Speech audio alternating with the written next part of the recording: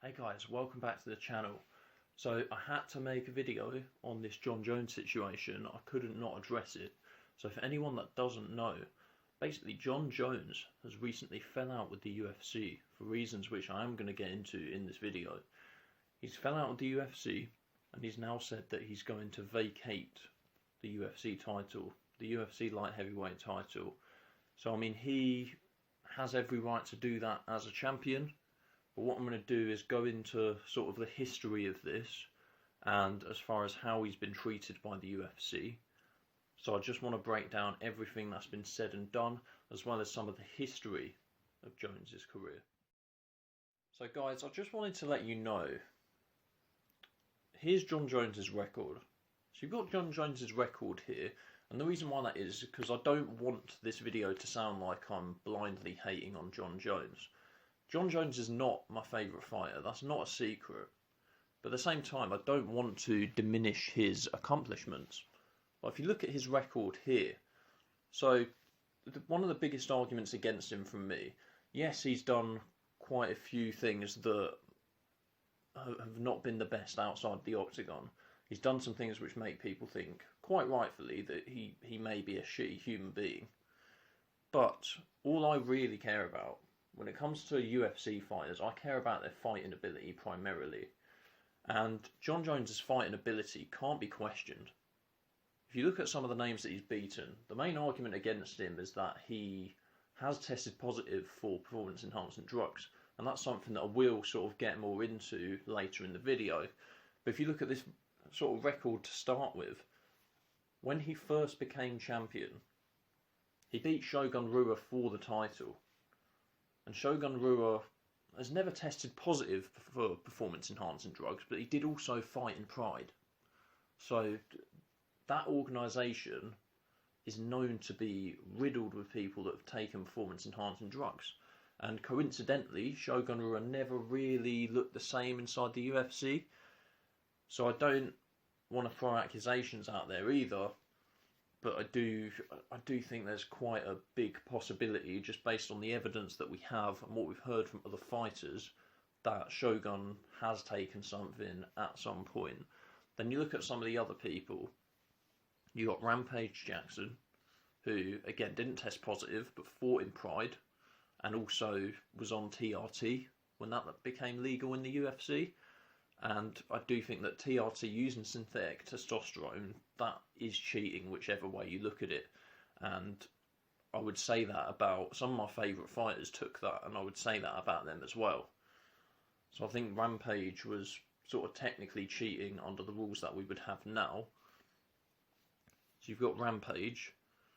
You also got, I mean, Rashad Evans is probably, out of his early title defences, this is probably the one that sort of stings the most, because Rashad's never tested positive for anything.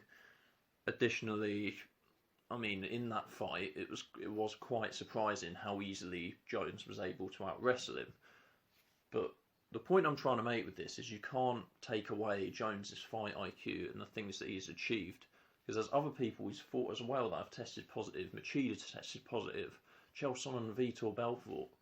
You know, I like those two fighters, but they are two of the worst for that in the entire sport in terms of the cheating. So a lot of those early title defences, the whole Jones is on drugs thing, I think that argument is somewhat mitigated by the fact that his opponents in that time were also cheating. Quite possibly cheating worse than Jones was. Quite possibly.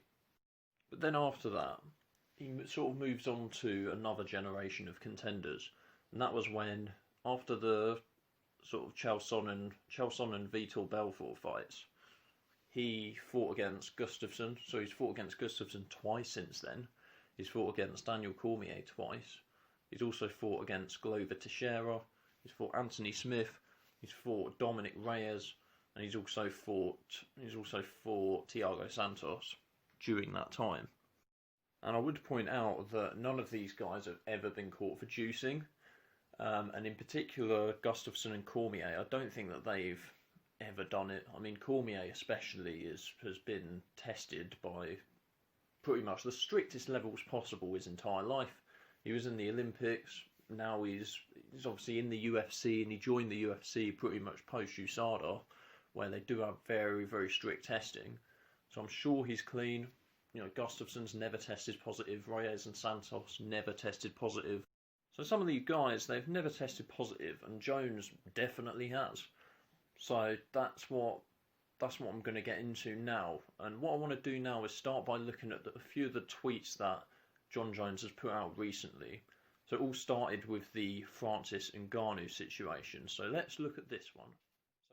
So I wanted to look at a few of the tweets that Jones has been sending. So it all started with the Francis Ngannou situation. So Jones and Francis Ngannou were sort of talking a bit of shit back and forth to each other, and they were talking about getting a super fight done. But this is where I think it went wrong. So after they talked back and forth for a little bit, Jon Jones says, "Who would you guys consider the quicker or more technical striker? Thiago Santos or Francis?" Great, fantastic. You know, that's good. That can build heat. But then at the very end, he says, "I could use that big money fight right now." So he says a really good tweet, and then he just ruins it. Because like, we don't want to know that you're just doing it for the money. The UFC doesn't want to know that either. Because at the end of the day, we're in COVID-19, John. So how does that make it better? How does that make anything better by saying, "I could use that big money fight right now"? Why doesn't he just do it off of organic heat? Because I'll tell you something, I get a lot less interested in seeing anyone fight once they've said, "I just want this fight for the money," or "I'm trying to sell this fight." They shouldn't say that, because Chael Sonnen said it many times, but it smashes the illusion of the beef being real. And we never thought, whilst Francis versus Jon is an interesting fight, stylistically, it is an interesting fight, we never thought that beef was real. We never thought there was any beef there, so if they suddenly started to create beef in the press conference, we'd never have believed it. So Jones then proceeds to fall out with the UFC about this. He initially says, "I'm not that bothered about it, and it's just bad business." But then he goes on to say this. This was after Dana White had shut it down. And he basically had gone a few back and forth with them, with Dana White basically saying that Jon Jones was asking for an absurd amount of money. So Jon Jones puts out this tweet and basically says, "Do I make $5 million plus per fight? Yes." But he basically also says he doesn't feel that that's enough. And, you know, I'm all for fighters getting more pay, and I don't tend to stick up for the promoter. But I do think in this situation, Dana White's trying to make sure that there is still a UFC to go back to when this whole pandemic is said and done. So I don't think you can be asking for mad money now. That's not to say any of us know what Jon was really asking for, because Dana and Jon have gone back and forth, and they've both said that it's something different. Jones said he wasn't asking for that much. Dana White has said he was asking for Deontay Wilder money. So I don't have any issue with UFC fighters making what boxers make, but if you look at this tweet here, Jon Jones basically says, "I never asked for Deontay Wilder money, but let's settle for half of that." So he's making around $5 million, and he says, "Let's settle for half of Deontay Wilder money." And he's talking about what Deontay Wilder made against Tyson Fury, which is obviously Deontay Wilder's biggest ever fight, which was $30 million. Now, has Jones ever had an event that's had the worldwide coverage of Wilder versus Fury? One or two? No, he hasn't. That's just a fact. So whilst I'm for fighters getting more money, he's not worth what Deontay Wilder was worth in that fight. He's never had a fight that was as big as Deontay Wilder versus Tyson Fury. So we can't sort of subjectively look at it and say Deontay Wilder money in general, because, so I almost said it how John spelled it then. Deontay Wilder money, $30 million. He's not getting paid that every fight. That's what he got paid for the last Fury fight. And even half of that, I mean, Jones is getting paid $5 million at the moment, which, by the way, still makes him one of the highest paid MMA fighters in the world. So he's already on $5 million. So, I mean, Deontay Wilder, half of Deontay Wilder money, that's more than doubling what he wants to, like, what he's getting paid at the moment. and we're in the middle of a global pandemic.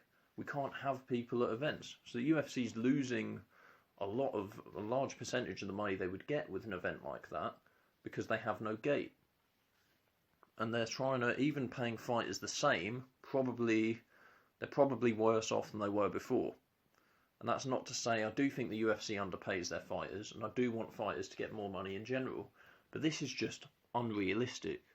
Half of Deontay Wilder money in the middle of a global pandemic. I don't think so.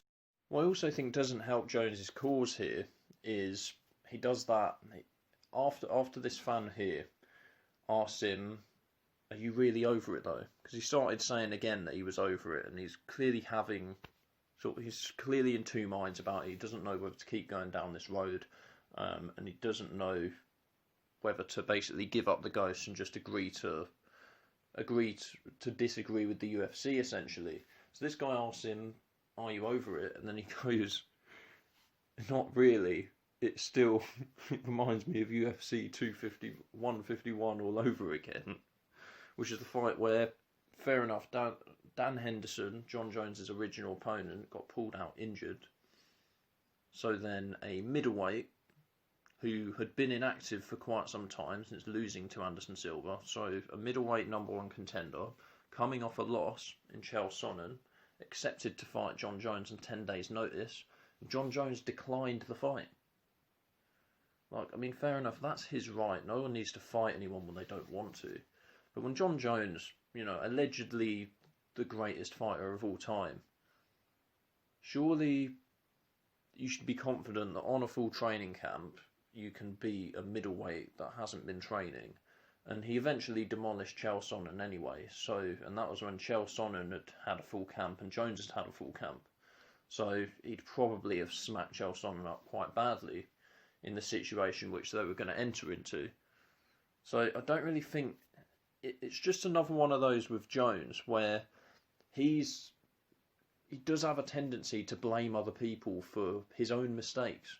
And we can see this in another tweet that we've got here. So he says, "Don't be a liar, Dana. My reputation has taken enough hits." And that's the funny thing, because it's like, John, you wrapped your Bentley around a tree. You hit a pregnant woman and then ran away. You took steroids and then the UFC helped you cover it up. And that's something that I also want to get into. So there's another tweet that Jones released about, he basically compared the money that he's getting to his brother. And his brother's obviously an NFL player, so it's not a comparable situation. The NFL players get paid a ridiculous amount of money because their sport generates a ridiculous amount of money. And again, I'm all for fighters getting more pay. But in this tweet, he also says, he says that the UFC don't treat their champions correctly. He says that's how a real sport treats their champions and this, that and the other. But I want to show you guys a video. And this is a video of the press conference. Many of you will have seen it before, whereby Jones basically, so this is during the Alexander Gustafsson fight, and basically Jones had tested positive before, and USADA had confirmed that he was still, that pictograms or whatever were still showing up in his system. And this was after 2 previous failed tests. And they said, "Oh, he's tested positive, but we're going to let him fight."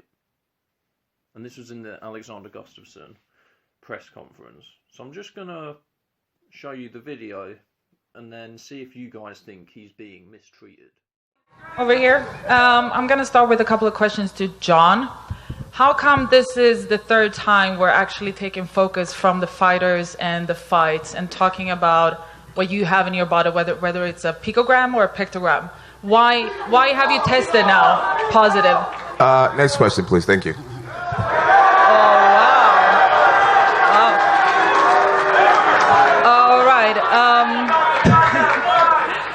Dana White, tell me, why are we still having this guy here instead of seeing a 2-year suspension like Frank Mir? Why are we still what? What's the question? Hold on. Hold on. Sit down. I'm sitting down. I want to Thank take the you. mic from her. Better questions. Better just wanna journalism. know- I don't understand what your question is. Is there a real What's the reason? Better for him journalism. having Better journalism. picogram in You his suck. body? Better journalism. Hold on. Let him talk. What's the question? What's the reason for Jon Jones having a picogram in his body?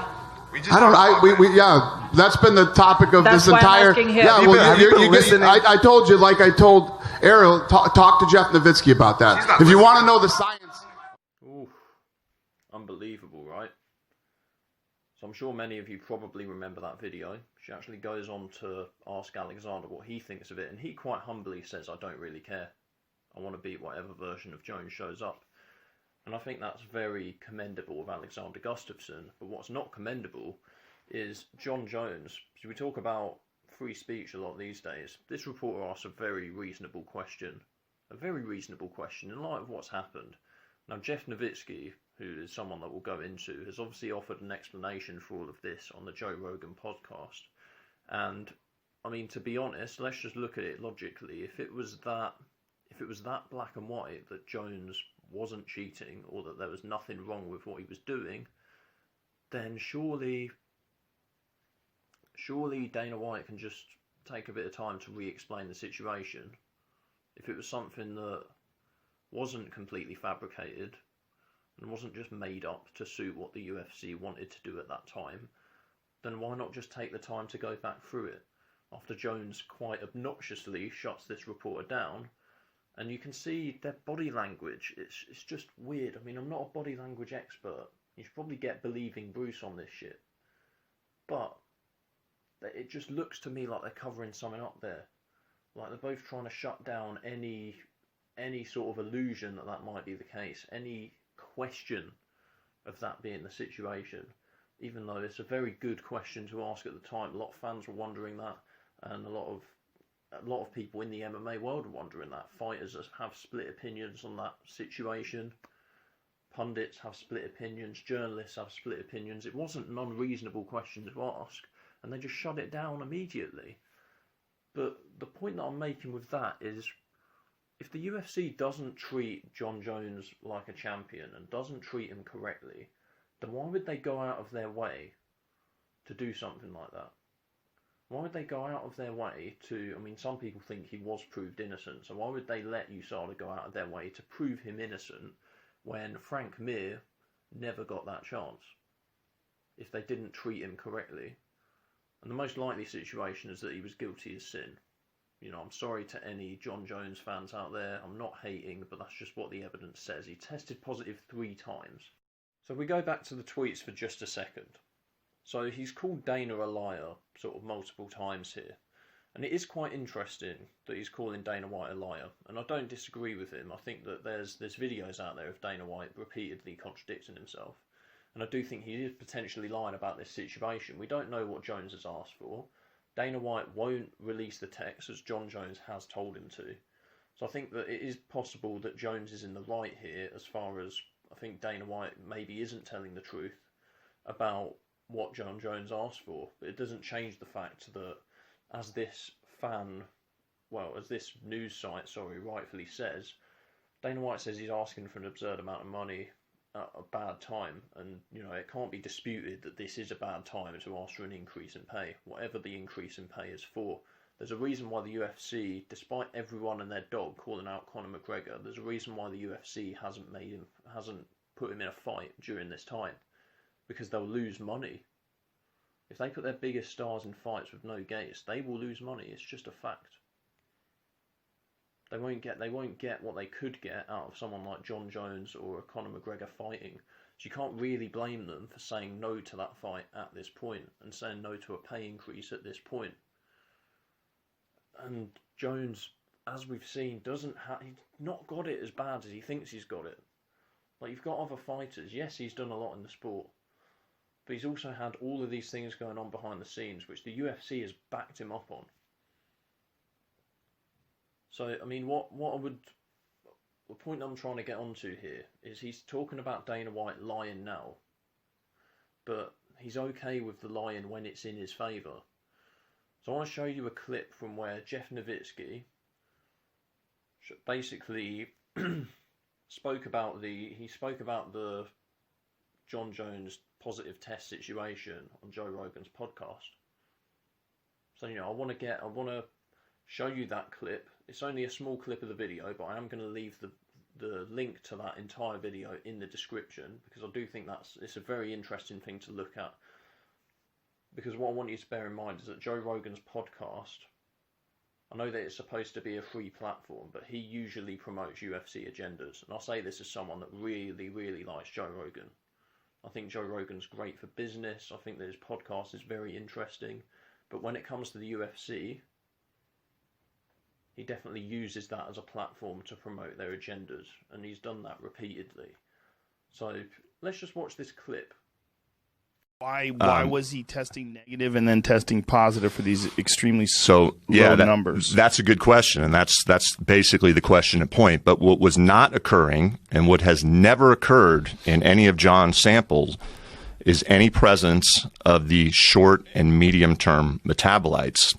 And if you look at Rodchenkov's study, he identifies a couple of these medium-term metabolites, Roman numeral 1 and Roman numeral 2, and he says these metabolites, based on his study, will stay in the body at least 22 days.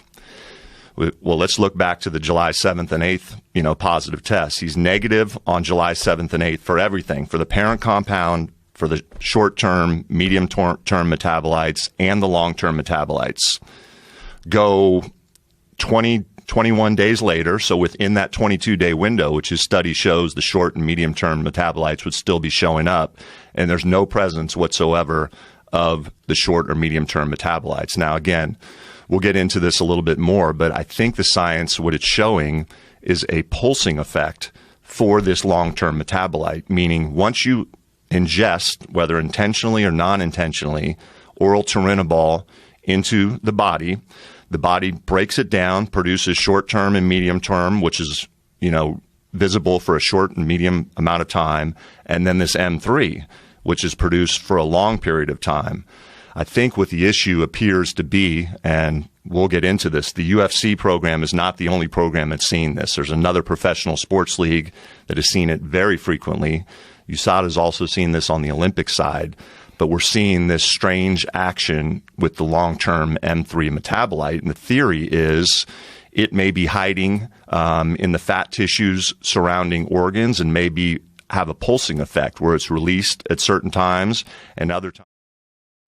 Okay, so whilst drug testing is quite a sort of complicated field and does rely a lot of scientific thought, I don't think it takes a genius to know that that's complete bollocks, what he's just said there.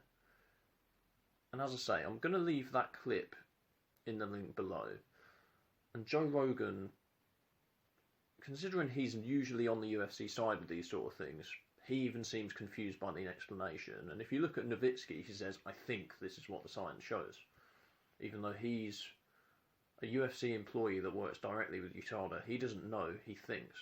And then you got Dana White saying, "Oh well, talk to Jeff Novitzky." So I'm not convinced by that explanation, and no one should be. But it is what a lot of people are convinced by it. A lot of people who want to be fans of Jon Jones and don't want him to be cheating, they'll look at that podcast and basically see what they want to see. The UFC knew that. That's why they decided to put him on that podcast at that particular time, because they thought that that would be a good way to control the mainstream narrative around Jon Jones, because they know that a lot of UFC fans watch Joe Rogan, and they wanted to put something out there to make sure that there's proof. I'm sorry, but I don't buy it. I don't buy the story. Why would he test positive and then why would he test negative and then test positive? Joe Rogan asked that question. Novitzky just tried to answer it, and his answer doesn't make sense. It doesn't make sense. Like, as I say, I'm not an expert in this field, but it just makes no sense whatsoever. And for Dana White just to say, talk to Jeff Novitzky if you want to know the science behind it, like, I'm sorry, but the science just sounds like bullshit to me. Maybe it's all true. Maybe we're just all being harsh on, anyone who believes it's just being harsh on Jon Jones, but I don't think that's the case. He'd already tested positive twice before this point. Why wasn't the pulsing thing brought to the attention then? Because it wasn't. He just blamed it on a tainted supplement, and then allegedly he had these short-term metabolites turn up, and then long-term metabolites. And it's like, I feel like they're just trying to tie people in knots to be like, oh yeah, I mean, I'm too confused, like, I'm not smart enough to understand it, but I'm sure that means it's true. And I think whenever you try to do that, that's when, me personally, I get most suspicious of stuff like that. Anyway, so I don't think the UFC has treated Jon badly, because I think they went out of their way to protect him on that. Whether you believe what they've done is true, I think it's a crock of shit. I 100% believe that it's a crock of shit, and that they've covered it up. But either way, he can't say they haven't treated him like a champion. I want to go back to Jones's record for a second, and the reason why I want to do that is because if you examine the fights, I mean, if you've seen all of the fights that he's had, so if you look at these fights here, if you look at the Cormier fight and the Gustafsson rematch, well, both Cormier fights, in fact, and, you know, all of his early fights, I mean, like I say, those are mitigated because a lot of those guys were on PEDs, probably during that time. So a lot of those guys were very likely to be on PEDs as well, so I don't want to discredit those wins. But in terms of the recent opponents, if you look at the Anthony Smith fight and the Dominic Reyes fight and the Thiago Santos fight, compared to what he was doing against Gustafsson in the rematch and against DC, he was able to completely neutralise DC's wrestling and even get the better of him wrestling in both fights. He got the better of him so easily in the first one. You look at how DC out-wrestles everyone. Jones out-wrestled DC in the first fight, and in the second fight you could see DC wanted to strike more than wrestle. He didn't want to get into prolonged wrestling exchanges with Jones other than short punches in the clinch, because he wasn't confident that he could win. But then you look at Jones in his last three fights, so you've got the Reyes fight, the Bukovic fight. I mean, the Anthony Smith fight was a little bit different, because I feel like Smith didn't do a lot to put pressure on Jones. But in these last two fights in particular, you've got people that really challenged him in the striking realm anyway. He's tried to wrestle them and he wasn't able to. So suddenly a guy that could out-wrestle Daniel Cormier and out-wrestle Gustafsson and pounded him out in the second fight suddenly can't take down Reyes or Santos. And that's not disrespectful to those guys. I'm not trying to disrespect those guys. But are they better grapplers than DC or than Gustafsson? I'm sorry, I don't buy it. I really don't. So if we look at this last tweet, it's talking about him leaving until 2021 and then fighting Israel Adesanya for the title. Well, not even for the title, in a super fight, while Jan and Reyes fight for the title. Which is fair enough. If he wants to do that, then fine. I don't think it's a good negotiation tactic, though, because that means he hasn't got his pay-per-view points. He won't have them. What's the appeal for Adesanya going up there if it's not to become a double champion? What's to say Adesanya won't want to fight Reyes or Jan if one of them then becomes the light heavyweight champion? And what's to say Adesanya will even be the champion at this point? So this tweet don't make a lot of sense. It doesn't make a lot of sense. He wants a super fight, and I understand that. But he's not putting himself in a very strong negotiation position by saying, I'm going to give up the title. The title is one of his main bargaining chips. Essentially, if he gives that up now, then UFC will suffer a temporary hit.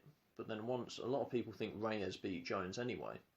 So if Reyes beats Blachowicz for the title, and then Reyes is the champion, a lot of people will think justice has just been served. So I don't really see how that's going to hurt the UFC by giving up the belt. Here's what I think it is. I don't think, despite the fact that Jones has also made a tweet about the UFC doing bad business, I don't think he knows that much about business, and that's quite evident from the things that he's been saying. And I think, to be honest, he's obviously seeing that the last two fights have not gone as well for him as the previous fights in his career.